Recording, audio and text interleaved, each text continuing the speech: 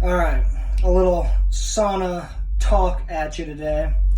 I was having a discussion with somebody this morning.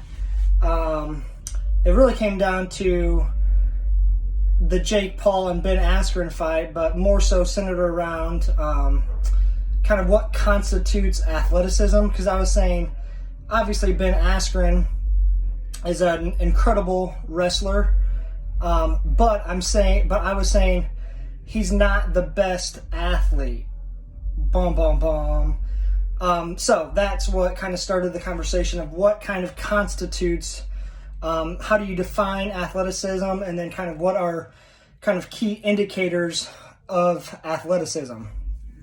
Now, I will start off by saying that this in total kind of gets subjective, and it's really hard to kind of specifically define. And I know there's going to be tons of different opinions on this, but kind of this is where I'm coming from when I think of athleticism. So I don't think of athleticism as involving kind of I don't really think of it as skill acquisition or basically getting better at specific skills. Kind of how I think of general athleticism is kind of what kind of attributes or physical abilities, capabilities, physical qualities does one have to possess to sort of be, that gives them the best possible chance to succeed at sports and kind of like the entire domain of sports. So some kind of physical abilities that will make someone not just good at one sport, but also gives them the possibility of being good at multiple different sports.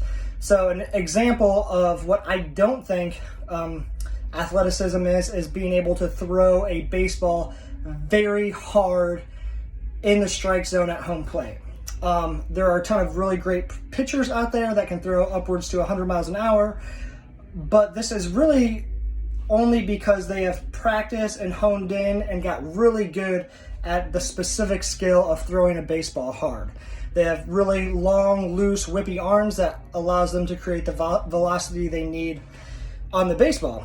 But if you put obviously not all, but if you put most of these pitchers in other kind of endeavors or other kind of athletic, what some would say athletic tasks, they would probably not be very good. And this is what I was kind of talking about in regards to Ben Askren. He's obviously an incredible wrestler and would just destroy most people when it comes to wrestling. But all of his skills have been developed, as far as I know, very specific to wrestling. And I mentioned if you asked Ben Askren to step on a vertical jump mat, my guess is he would not have over a 30-inch vertical. Having over a 30-inch vertical probably puts you in a higher level across most athletic tasks in regards comparing it to other athletes. Like below 30, I would say is below average. 30 probably average. Above 30, a little bit above average. Upwards to 40, you're getting more advanced.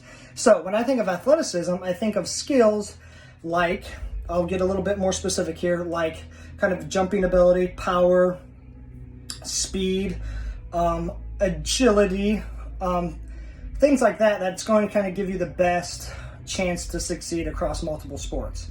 And I think you kind of have to pick some exercises where you can measure and test some of these physical qualities. So power, vertical jump, you got your broad jump. Speed, you got like your 10-yard accelerations, you got a 40-yard dash.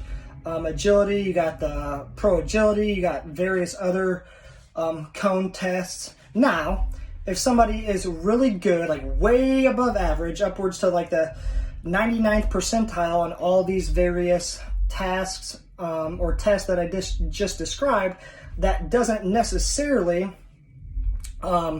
guarantee that they're going to be really good at a specific sport or really good at a specific position.